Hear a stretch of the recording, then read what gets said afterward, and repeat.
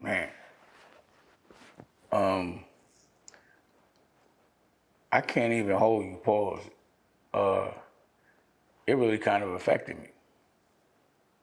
You know, like number one, that's all. In the algorithm, that's all you're gonna hear is every single day, all day long. This is all people are gonna talk about. But in hip hop, there's like a brotherhood, and a lot of us have known each other for like 30 years since we were like basically children. And he's one of those dudes, like, regardless to whether I agreed with who he was or what he did and how he did things, in hip hop, we were still brothers. Like, I still consider his sons my nephews. Regardless to what he do, his sons will always be good with me. You know, if hopefully everything's cool with that as well. Or children in general. And that's how I feel about everyone from my kind of generation that graduated from that era of hip hop. So it was like, damn. I knew how much this was, number one, going to affect the face of hip hop, because he's been a pillar for the last 30 years. There was no hip hop without certain people being mentioned. And, I'm proud to say that I'm one of those people, but he's definitely one of those people. And even though always somewhat has always been a competitive nature between him and I've always admired the fact that he'll do anything. Like when he ran the marathon, I was like, I wouldn't have did that. Like he definitely is turned up. Pause. Like he has a lot of energy. And I admired the fact that he was able to stay relevant over and over again. I couldn't understand it. I'd be like, how did he get that deal? He always gets those deals, I was definitely transparent. I was definitely sort of pissed off because I felt like I started that thing with the vodka and the liquor and the arming deal. I remember having a conversation with him at the MTV Awards and him asking me like, how'd you do that, blah, blah, blah. And he went and did it a different way and made a lot of money from it. But I was like, in my brain, I was like, he's always copying. You know what I mean? Like, and it's, sometimes I'd wonder, like, how does he get that deal? Like, I have a great idea, but he could always get the deal to connect him to pop culture where he could get that volume and be so embraced, But I'd be like, but I'm gonna still do it my way. And I don't care, like we've had conversations like, yo, bruh, it's kind of similar ideas, but yeah, but I do them better than you. Hey, maybe you do. But you don't celebrate that kind of thing no matter what, And I started to think, because like every day something new comes out. So I'm wondering in his brain, like, in this very moment, would he give up everything, all the money, all the history he's made with music, all of it, just to be regular and be free? Would he erase everything? Like, was it worth it? The 30 years of rolling, if he knew 30 years ago that he had 30 years to just do whatever he wanted and be well respected and celebrated and do all these impactful things that have affected hip hop and the trajectory of hip hop. And now I'm seeing that, he had a lot more power than I knew. So he was affecting everything. And would he be like, yo, I'll give it all up just so I could just be with my kids every day? And when I saw him at the park with his kids, I was like, yo, that's what I do every day. That's what I walked away from, because the ultimate wealth, I just always wanted a family, And my mom died when I was young. I lost my girl at the time, fairly young. I haven't been in a functional relationship with any of my children's mothers. It's been war before they were born. And all I wanted was just a peaceful life, be able to just pick my son up from school or my child, my daughter, go to all their activities, take them to school, just grow with them, you know, and be with a woman that I love and be peaceful and grow together. All those things was my dream. And the crazy thing is the only way I was able to get to that dream was to detach from all of that stuff. I would never have gotten the ultimate dream had I stayed around, you know? So I just, I know the kind of guy that he is, and he's used to being a free-spirited individual. And then I start to reflect, like, yo, how did you avoid all that? How did you just know to stay away? You know? And it's just because, like, regardless of whether what he was doing was illegal or not, that will be judged in a court of law. But what we do know was he was doing some loose shit. Like, there were actual freak-off parties, and there were environments and things that were going on that I personally would never, ever, ever do, be around. And I think people know me, and hearing about these things actually happening, people would be like, now I understand why Dame really didn't get along with certain people. And then I'm thinking, yo, this shit was really going on? Like, cause it seems like there's like the general party, and then there's the VIP party where all the elite, so the elite people have to be knowing about what's going on, and they're still there, whether they're participating or not. That's a secret. And that kind of secret, because, I heard things, but not that crazy. Not the things that have been admitted to doing, like, not pause baby oil crazy. Like, I didn't know, like, it's just something that was unfathomable to me. The fact that didn't get out, that means that's a very secret club. Whoever's holding that secret, they hold it tight to the vest.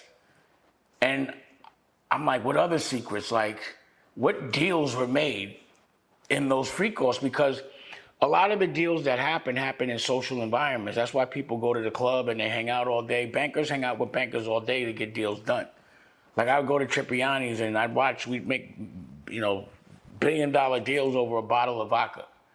And it was all based on, that hanging out and that trust, and you would throw your man an alley-oop because y'all hung out. If you get into that secret club and you're able to hold a secret so tight to the vest, a lot of business deals are getting made there. So now I'm like, damn, I might understand why certain people had certain opportunities, certain deals, and if they weren't participating, they were there and they didn't leave and they repetitively came back. So I don't think people knew, or maybe they were, or they did know, but I'll give people the benefit of doubt. Like, I don't think they thought it was illegal, but it was loose. And as far as moral compass, morally, that would not be the environment that I would want my kids around. I would want to be around. I wouldn't want to do no business in that environment. Could you imagine me going to one of those parties and walking in that room with I'd be like, y'all know, where's the pause button? I'd be like, pause. I'd be like, you're in here, y'all bugging. What? I didn't know. That type shit. They know that I'm not tolerant, or, I don't look the other way. I'd be getting out the way. But I might not be so silent. I might not be able to keep that secret of what I saw. So I'm like wondering, like, damn. And I'm wondering if people understand what the buckshot of another person's karma is. With a shotgun, you shoot it in pellets spray. So you might hit your target, but the pellets are gonna hit whoever's around. So you might not meant to be getting shot, but you're gonna catch a couple of a spray of those bullets. That's what karma's like. So if you are around somebody that may be doing something immoral, and you might look the other way or might help facilitate it, karmically, you may be considered accountable. Everybody at the top is getting these bigger deals, right? Everyone's glorifying that. Like, by you not being in those, I guess, positions of these things that are happening behind closed doors that you're not willing to be a part of, how's that affected you?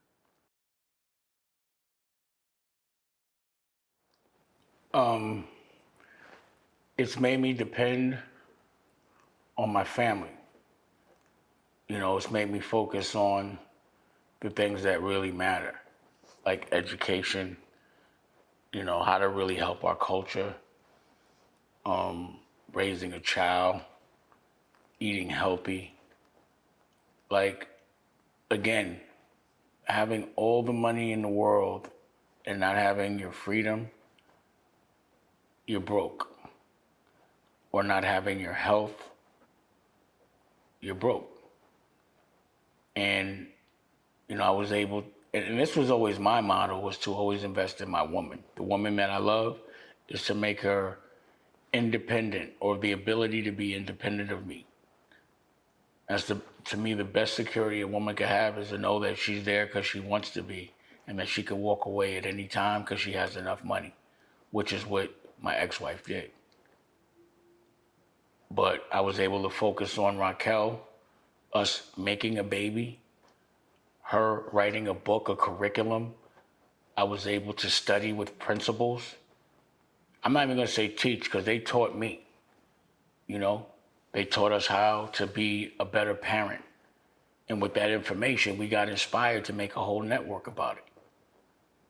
You know, if I was in those rooms doing those things, number one, I wouldn't be around my family. That's number one. Number two, I would be working on different agendas.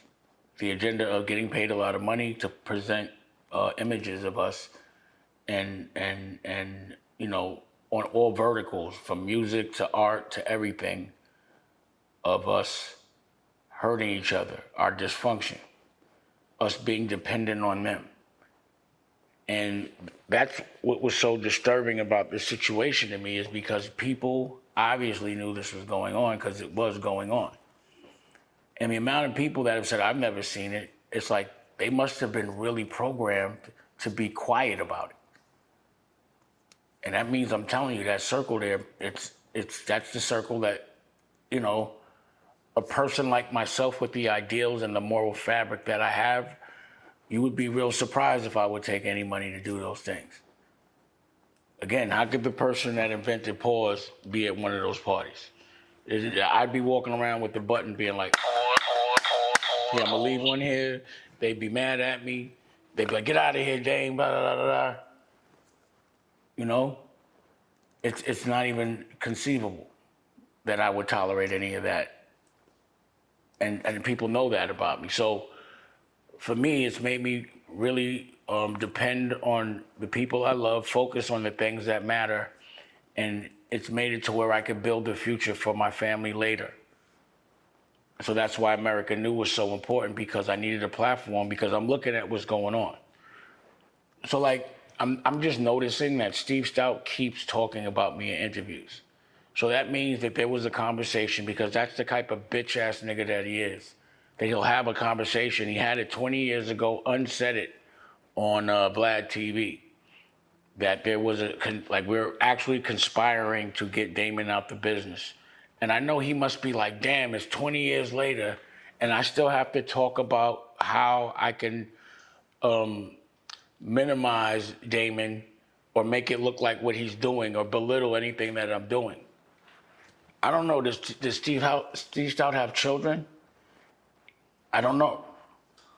And, you know, he's one of those guys that get a lot of deals. And, you know, he's cut from a completely different cloth than me. Like, Puff himself cracked him in the head with a bottle. He sued Puff.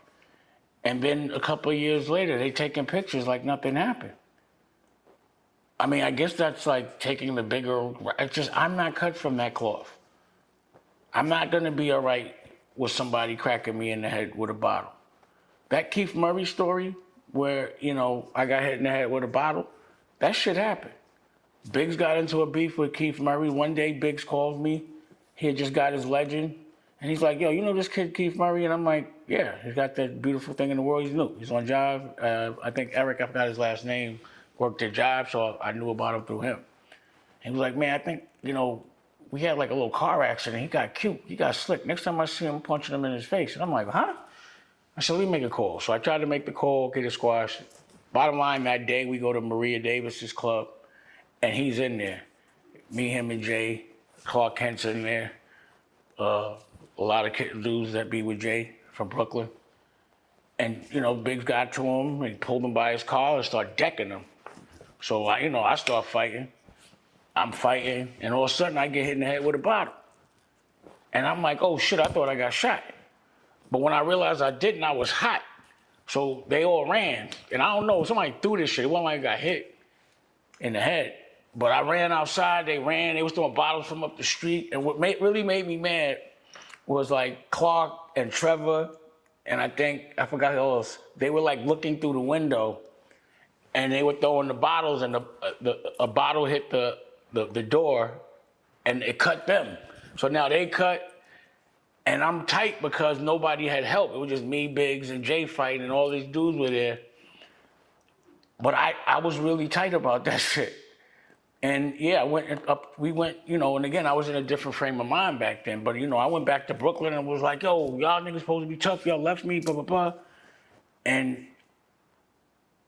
like a week later, we heard he was going to perform somewhere. And, I got to give it to homie. He pulled up with some real wild Brooklyn niggas, about 10 cars full. And people I knew, like, you be in Brooklyn? And they were wild. And I'm glad we didn't catch up to him, And, I went up in the office and was like, yo, you got to give me some money, like that. Like I need 10 grand or something. I don't even remember how we resolved it.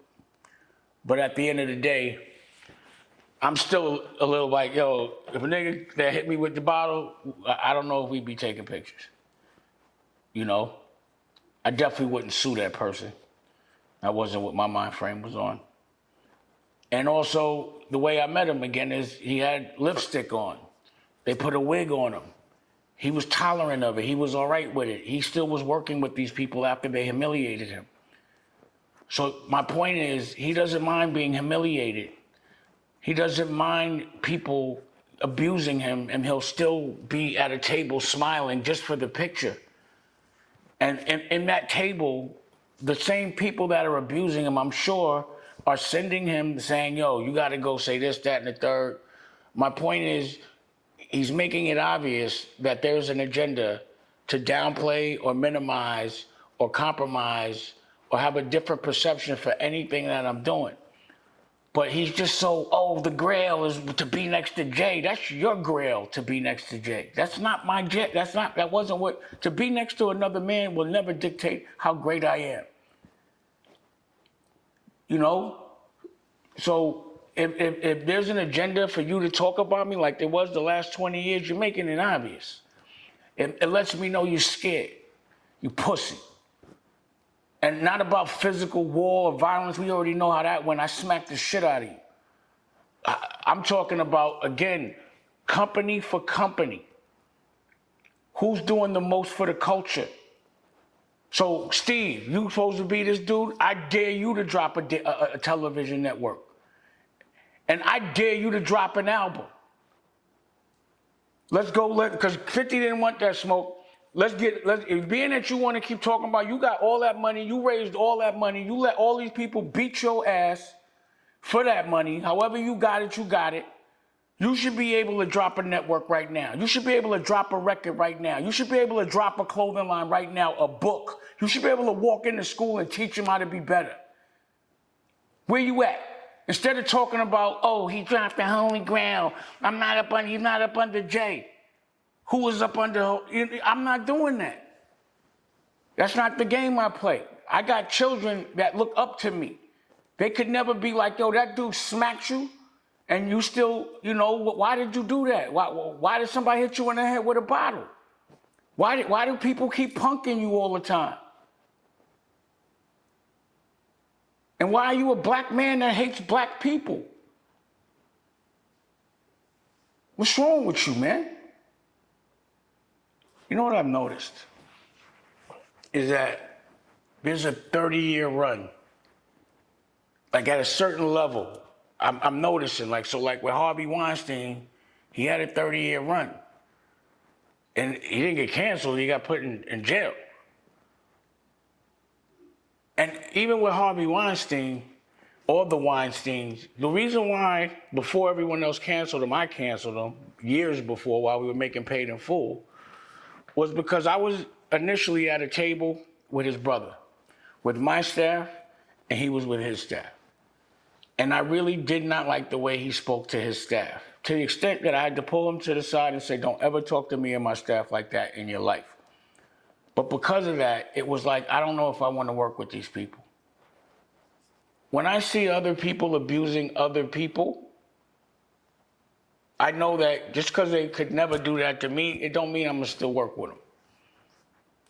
So if you see abuse, but because it's not happening to you and you can still make money with that person, karmically, you may be accountable. So back to the 30-year thing. So he had to run for 30 years and then it all went downhill. And it seems like what happens is, it's like the first 10 years for me, I was seeing things that, because, you know, I'm not saying I'm the toughest guy, but yeah, I'm from the street. I did things that were illegal, so I know what could get you put in jail. So the first 10 years, I'm like, this is weird. This is not sustainable. And it looks illegal to me. So I'm getting away from it. And they get away with it for 10 years. Then it goes to 20 years, and you like, because I'm like, oh shit, no one got stopped? And then like that 10 years, they really, you know, it's like a test. You got away with the first 10, then you start going ham. And then that 30, that's when it all goes crumbling down. So if you start rolling when you're 30 years, you're 60, you still got another 30 years left. Is it worth it? So even with like an R. Kelly, like again, at first I was like, how does he get away with that? And then I was like, this is obvious, bro. Like, you know what I'm saying? Like, and then and then they got him. And it seems like the same thing happened with Puff. It's like they give you 30 years to really build your wealth, but because you have imperfections, you're exposed and someone can pull the plug on you at any time. So it seems like the ones that are the most empowered that get those deals are the ones that have the most to hide. And it seems like you have the most to hide because somebody might have lined you up so they can control what you do. You know? That's just what it seems like to me from the outside looking in. So again, it's like after the first 20, then people are like, ain't never getting busted. And then people start to compromise and like, yo, if they could get away with it, I could get away with it. And I'm rolling with them because they look like they're the winners, even though they're doing the evil shit. You know what I'm saying? So it's like, for me, this is what I've seen. It's like, I don't know if there's somebody that says you got 30 years to do whatever you want, and but I need your soul, but I need 30 years. And, 30 years seems like forever, but that shit goes quick. But it seems like, yo, a 30-year run, that's at a certain level, but then it gets bad. So for me, it's like, I look at my problems, and I look at other people's problems. And I'm like, I'm not going to be trending no more. You know what I'm saying? Like, me being broke is not going to be the thing. I mean, I would prefer to have my problems than a lot of other people's problems any day of the week.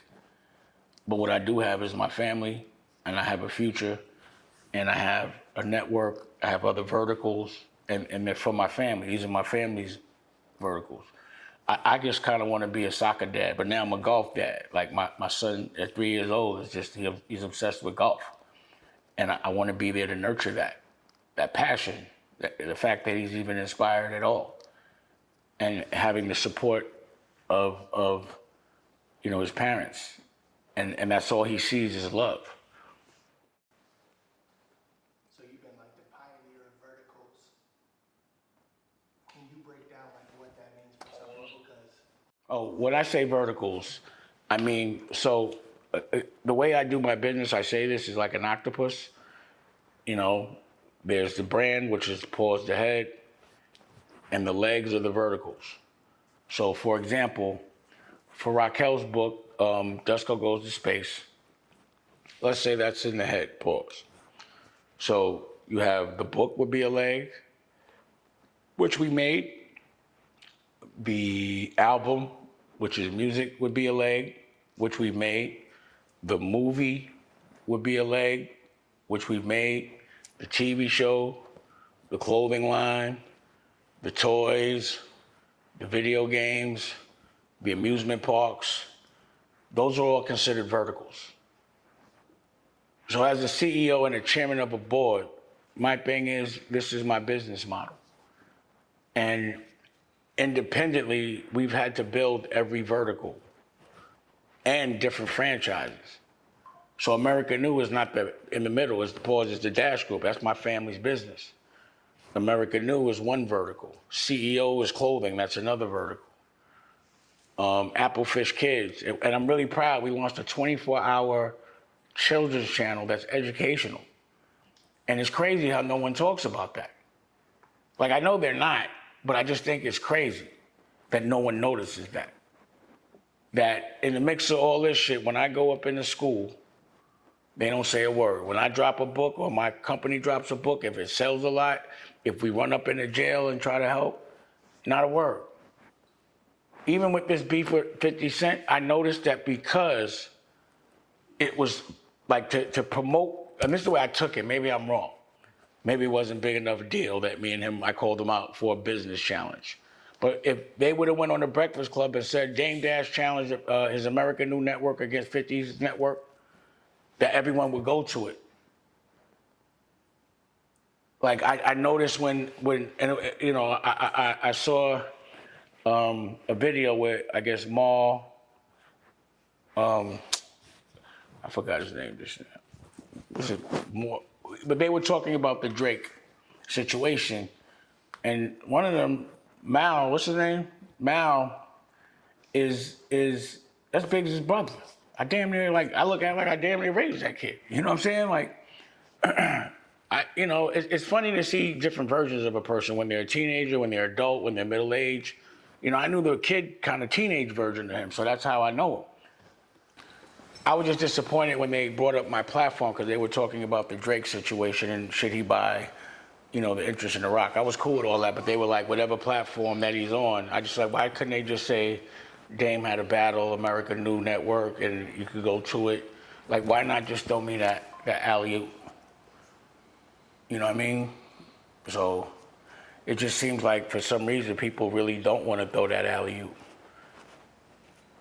from our culture, but I don't think they understand that this is a win for all of us. We don't have to do no weirdo shit to get seen, to make money. Like if y'all seen what's going on, like again, things are actually happening, you know why I'm not around certain things and certain parties and certain peoples and I don't have certain deals. I don't want the buckshot or no crazy karma. And that's just not the type of time I'm on. That's just not what I consider a win.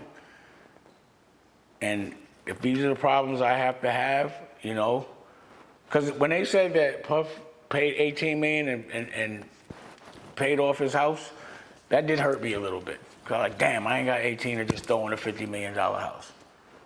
But I was like, but I got a house. Dusko's mom and all my children's mothers have houses. I'm able to be a parent. I'm able to live in them, and I'm able to have a certain life. And I didn't have to deal with all of that. Like, I'd rather have these problems any day, So, only money fixes my problems. One hit anything fixes any problem. Because, and I don't know where anyone could make it illegal for me not to be able to make money. As much money as, people want me to have.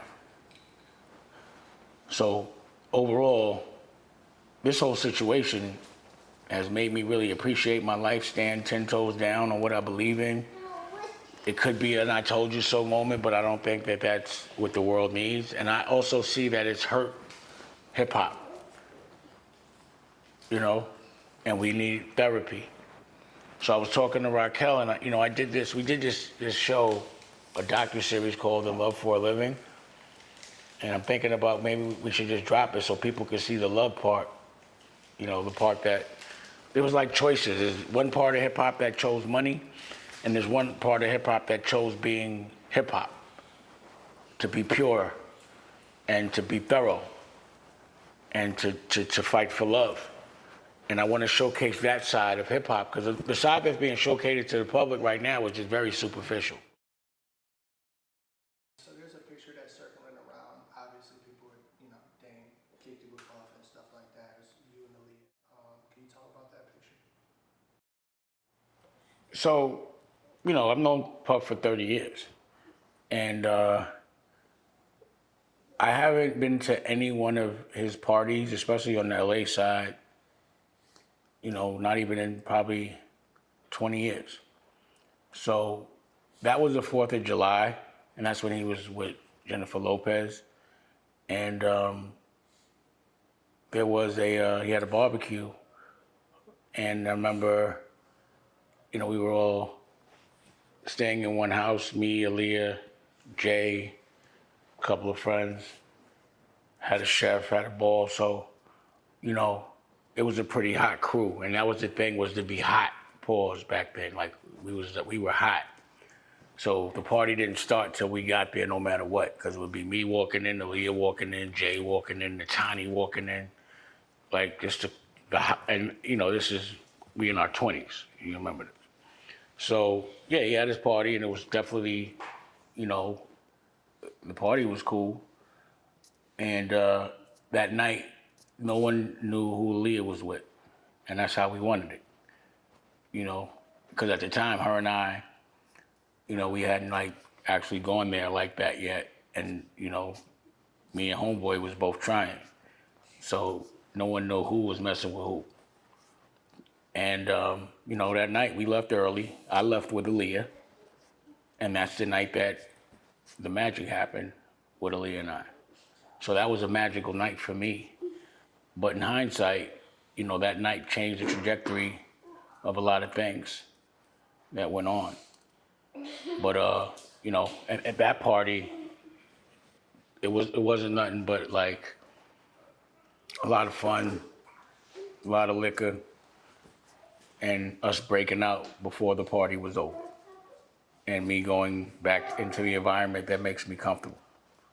And history was made that night.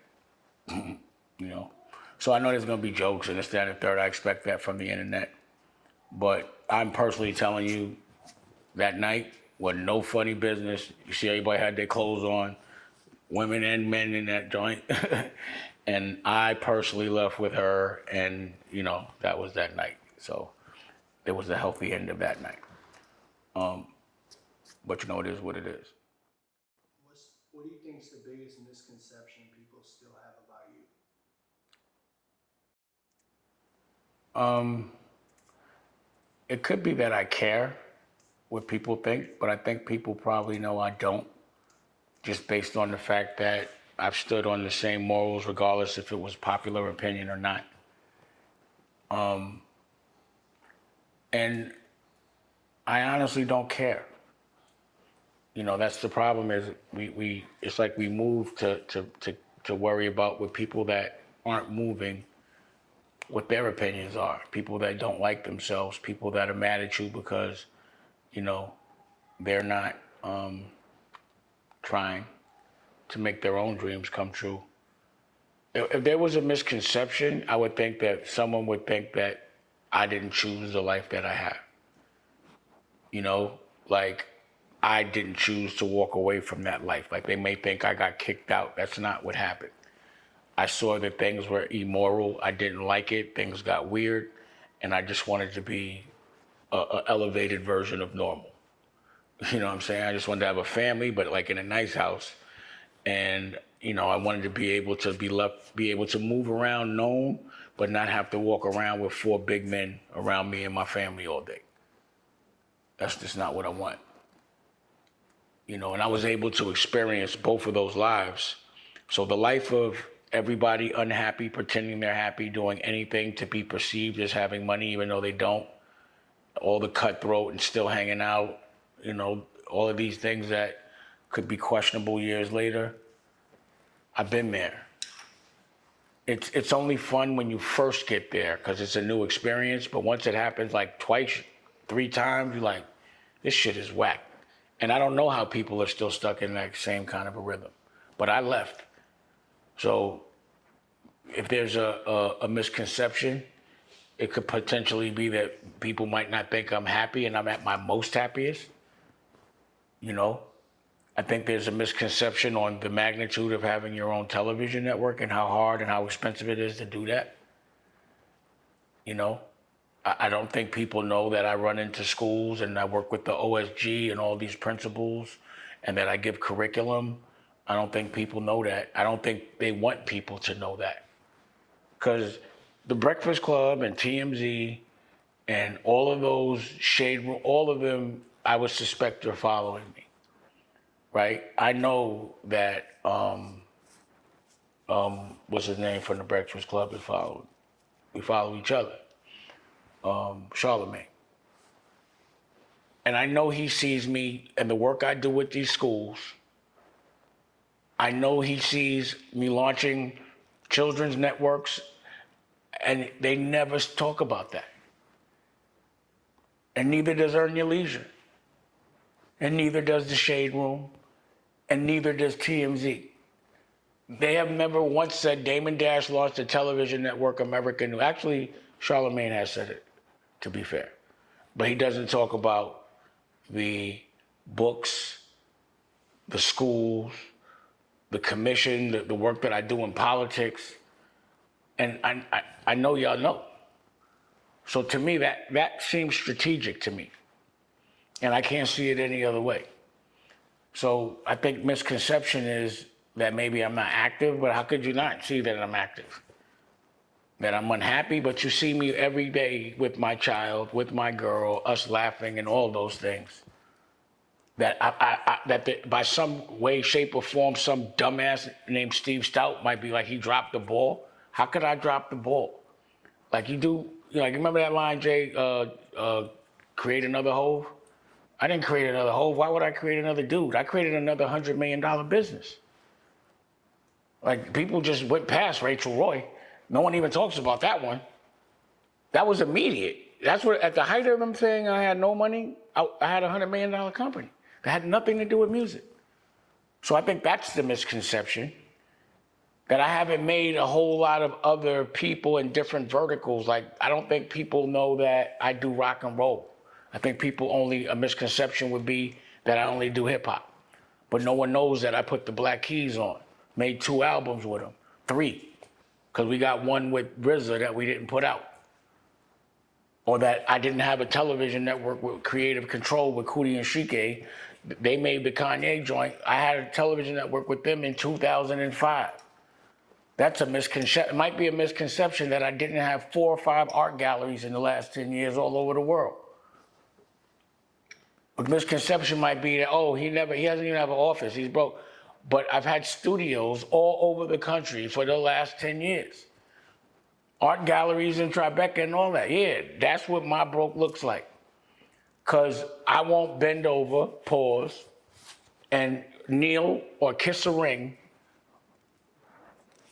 Because I decided to be independent, you would think the people that I'm fighting for would celebrate me. And they do. But the people that celebrate me, and there's people that I love that fight for me in the barbershop and all that, because you guys see clear. And I know y'all like, how could people be so foggy? Even when the people that people were worshiping, kissing their ass like a Harvey Weinstein, because I saw everyone in that industry know everything that he was doing, but still tolerate that dude. And I was the only one that didn't. And they was like, oh, because he's black. Nah. It's because I'm just a form of thorough cut from a different cloth that most don't understand. Very rare. You know? And I know y'all wonder, like, how could y'all consistently just go with the dudes that do the worst things just because they're celebrated by people? But then when they get, jammed up, you don't go, damn, you don't learn from it. You still do the same shit. You still worship the same shit. A year ago at this time, it was Kanye, another black billionaire. And again, that's why I say, like, it feels like if they got something on you, if there's some instability, they're going to empower you because they can pull the plug on you at any time. But if you thorough and you stand on your dean and you get there honest and you get there without having to be scared of anything you've done, then they can't control what you do. They can't put you out of business. And I don't know why Steve Stout has an agenda to worry about the perception of me and my business and my legacy. But yo, if you don't got a kid, go have one. Go work on that legacy. Or if you do, then go work on your child. Go do that. Teach these kids how to be a father. So what I'm trying to do is like for all rock stars and all people that rap and independent cool adults, you want your children to be looking at cool stuff too.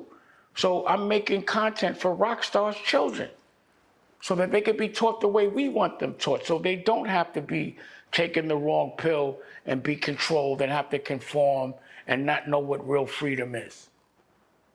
Look at the actual things that we're doing, you know? The fact that we could broadcast like we broadcasted last week, and we're at 80,000 downloads, by the way, and it's not chopped liver. So what does it look like for my children, for my girl, in 10 years if this keeps building? It's something that they'll be able to monetize, control for the rest of their lives and pass to their kids. And that's what I'm celebrating this week. And when you see things happen to your peers, you get to compare your problems with theirs, and then you understand how good your life really is. And I send all condolences, or not even condolences, all support. Because at the end of the day, like I said, pause, you can't take it for Paul. He's a fighter. He's gonna fight.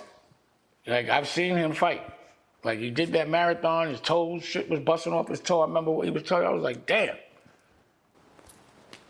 So I'm curious to see how it goes. Make it clear that even though there's a lot of Puff questions, how that made you feel seeing this all come out and seeing somebody from hip hop go through again some of this crazy stuff. Like, no matter what, anyone from the culture of hip hop becomes a representative of hip hop, and he was one of the most known people in hip hop to pop culture, meaning the people that don't understand hip hop. So if that's all they're going to see, and you know that's what the press is going to push, they're going to look at this as an opportunity to make this a hip hop thing. And yeah, it did hit home, and it feels like, again, I told you, everybody seemed hurt. In hip hop, we are shocked, hurt. Even people that are playing about it, it's still like, the world is going to be different moving forward without Puff. Pause. Regardless, he did have, and he does have an effect on things.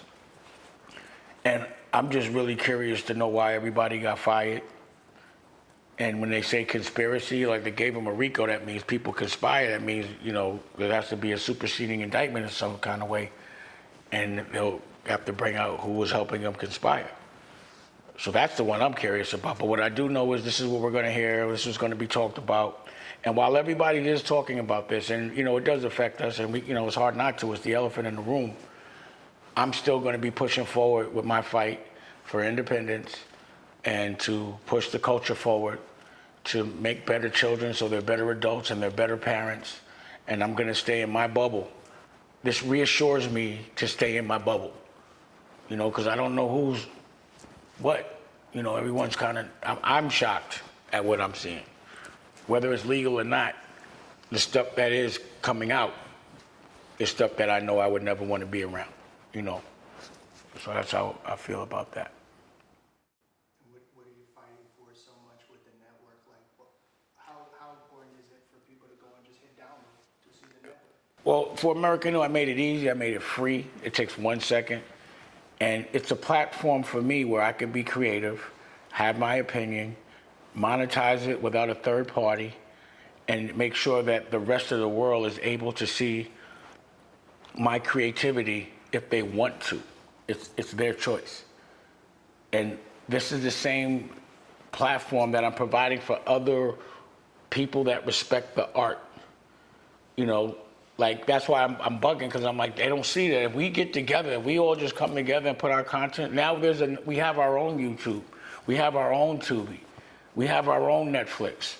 And I'm the person, I'm the warden, no weirdo shit. No dark shit, no hating, no petty.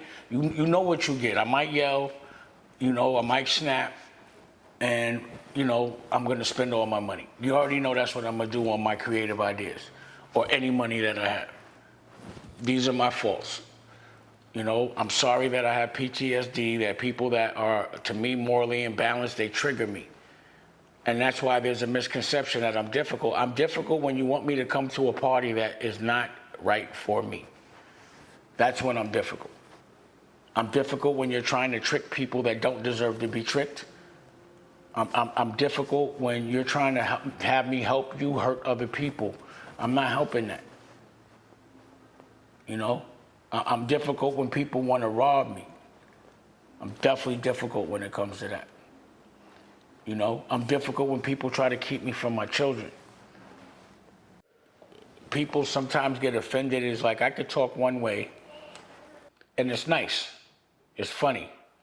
But when I want people to understand what I'm saying, I talk in a tone that I know that they're going to listen to and they know I'm serious. And sometimes they take that as offense. They get real defensive about it. And it's like, it doesn't mean you did something wrong. It means I don't want you to do something wrong. Because if I say something a certain way, people just tend algorithmically, if that's even a word, just not to listen. You know, the average person has to be told something 8 times for them to really register it.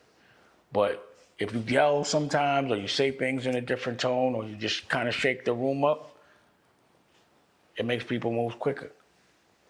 You know? Certain things is like, at some points I'll say it nice. But in this moment, I'm like, yo, as hip hop goes, me, everybody, this was a blow. It really was, pause. I don't care what anybody say, but we gotta pause, pull your skirt up, get back to work and fight for what hip hop really represents. And it can't be in control of people that just want to exploit it. When I see a Julie Greenwald, I'm wondering how she got her job in the first place. Now she doesn't have it. Kev Lyles. Like, to me, I always say that Sherry should have been where Julie Greenwald was. You know? But the nepotism, Todd Moskowitz, these were Leor Cohen's like lawyers for Def Jam. How do they control music? Because they could structure a deal, or they know how to structure a deal where an artist gets robbed and they're all right with doing it. You know what I mean? The nepotism in the music business is insane. You know? People are able to actually pass their jobs down to their children. Not the black ones, though. You know what I mean? Like, it's generational CEOism going on here for the same companies. And that's wild. But if you put your destiny and your creativity into the hands of people that you know aren't creative, then you get what kind of you deserve. And the thing about it is, and I'm so happy, I'm watching all of these these majors sort of crumble because there's so many independents now. But you're not going to give me no credit for that one. You know, and I don't need it. I'm just glad I was here to see it. The way the younger generation is able to make money off of things that an older generation just doesn't understand, is because you can get stubborn in your ways. Like, if you were making money one way in another century, it's not going to work for you in the next century. The way we made money 10 years ago is not the way you're going to make money 10 years later. Things evolve. And, you know, like, for me, I'm not so sophisticated with a computer. I just didn't grow up with it. But these young kids are growing up with these new innovations with clear minds. It's the first thing they're learning. And the way AI is going, it's so rapid how quickly it's advancing. And if you don't know how to use AI, and other people are your competition, they're going to get there quicker than you. And they're going to get there with less money, and they're going to have more margin, and they're going to make more money, and then you're going to wonder why these younger kids got more money than you. You got to watch the young kids and see exactly what they're using. And you can't think because it says social that it's not business. Because, you know, I personally dropped the ball. When it was Musically, I gave it to Tallulah. She might have been like 8. And I like the fact that it edited and all that. But I thought it was for kids. And then when it turned into TikTok, I was like, I'm a grown-ass man. But now I realize that the number way people, it's like the new search engine. It's where people buy things. It's distribution. It's like a trick. They call it social media because they're looking at social algorithms, your behavior patterns. But it's really a business platform and a way to sell things without leaving your house and without having to pay a lot of people and having a direct connection with your consumer. And it's a great way to get data. So for me, I forgot what lesson I did last week. But the lesson this week is, number one, they pushed the auction back indefinitely, because so many people want money from this auction that they got to sort all that out, and they have to figure out if it's even worth it. This week's lesson is child support. Now, my situation with child support, people are like, you don't pay your child support. I've been on child support since 2007, and it's been about 250 grand a year. And what happens is when I'm late, they want it, period.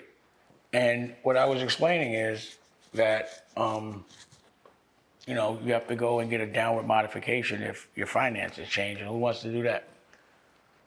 What I tried to do was keep it where automatically they would get the money. So what I did was with the Rachel Roy brand, that company, $100 million company, I made Rachel Roy, my ex-wife, the manager of the company. And what was instructed, court ordered, was that when the money came into the bank, she would pay my son Lucky's child support, and she would pay her own. And then there was like a judgment, and then she would pay out the rest. Now, I don't know if this is fair, but Rachel and Cindy have the same lawyer. And that lawyer, allegedly, I think, instructed Rachel not to pay her own child support and not to pay Lucky's. And of course, I don't know this. So Rachel moved to LA, I moved to LA. All of a sudden, all this child support has accrued, I didn't know. And from that, I guess that they delivered to my old address or whatever. I caught warrants, and I couldn't sue Rachel for doing that because when the child support came in, I lost my standing with the company. Someone took control of it, so I couldn't even sue.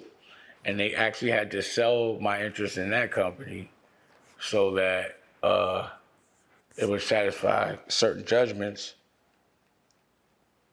So once it was sold, I couldn't sue. So the moral of that story is, don't put your ex-wife in charge of paying herself for child support. You have to do that yourself. Don't assume it's getting paid.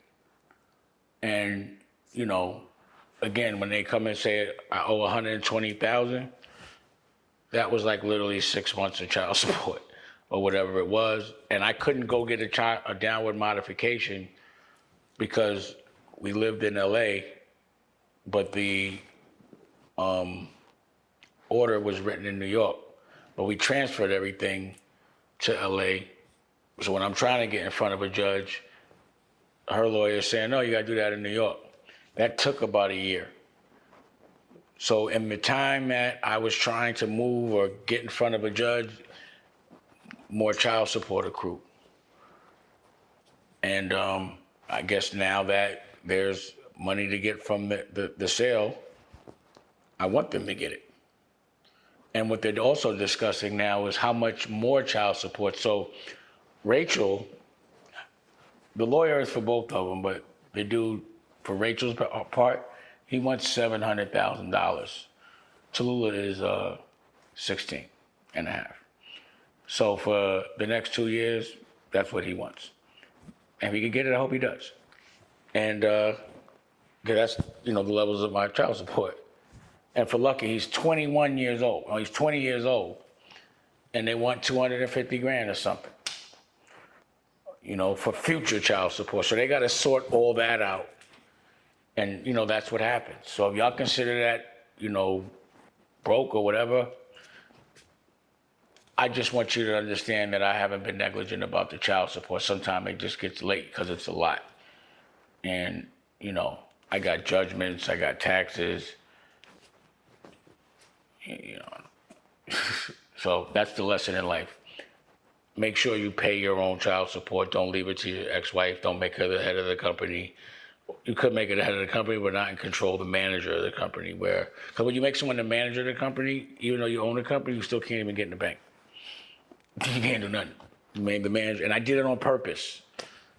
But same thing with the taxes. You pay somebody to pay your taxes, they don't pay your taxes, can't do nothing to them, even though you paid for it. So I hope y'all learn from that. If you get to this position where you have those kind of problems and that volume of money, these are the things you should do with it. You know, so hope you learn from me.